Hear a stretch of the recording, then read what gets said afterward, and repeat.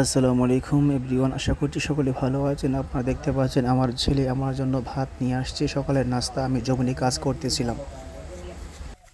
এই ভাত লইছ? আরে আরে আরে, পানি কো?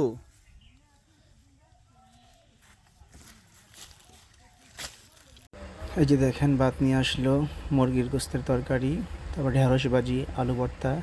এই দিয়ে সকালে নাস্তা হবে। এখন বৈশাখ মাস, তাই আমি জমিনে কাজ করতেছি। এটা হচ্ছে আমাদের এলাকার জমিন।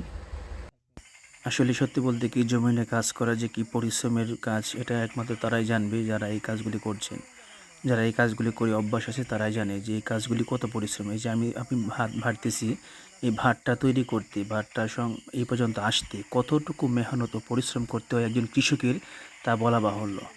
এই ভাত আমরা যে রেডিমেড খেয়ে ফেলি, যারা শহরে থাকি বা চাকরিজীবী আছি, তারা জানবে না। তো একমাত্র কৃষকই জানবে এই ভাতের মর্মটা, আসলে তারা কিভাবে উৎপন্ন করে। যাই হোক, আল্লাহ তাআলার কাছে লাখো কোটি শুকরিয়া যে মহান আল্লাহ তাআলা আমাকে এরকম একটি কাজের মধ্যে অংশগ্রহণ করার তৌফিক দান করেছেন। নিজের কাজ নিজে করতে পেরেছি, এই জন্য আরও বেশি ভালো লাগতেছে। এরকমভাবে এই ক্লান্ত সময়ে ভাত পাশে নিয়ে জমিনের পাশে বসে ভাত খাওয়াটা মজাই অন্যরকম।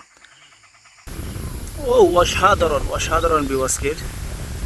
যদিও আকাশ পুরোপুরি মেঘলা, এই অবস্থাতেই আমরা চলে আসলাম ধান বাঁধার জন্য।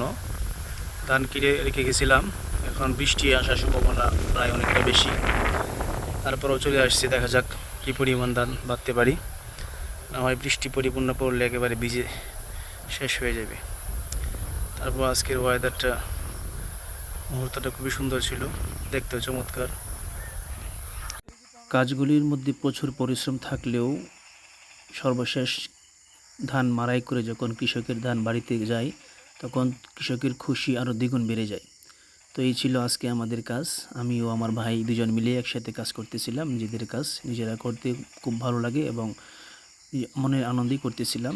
তো যাই হোক, ভিডিওটি যদি সবার ভালো লেগে থাকে অবশ্যই লাইক, কমেন্ট এবং শেয়ার করবেন। তো আশা করছি সকলে ভালো থাকবেন, সুস্থ থাকবেন, এই কামনা করছি। ইনশাল্লাহ আবারও দেখা হবে কোনো এক ভিডিওতে। ততক্ষণ পর্যন্ত সকলে ভালো থাকবেন, সুস্থ থাকবেন, এই কামনা করছি। আল্লাহ হাফিজ।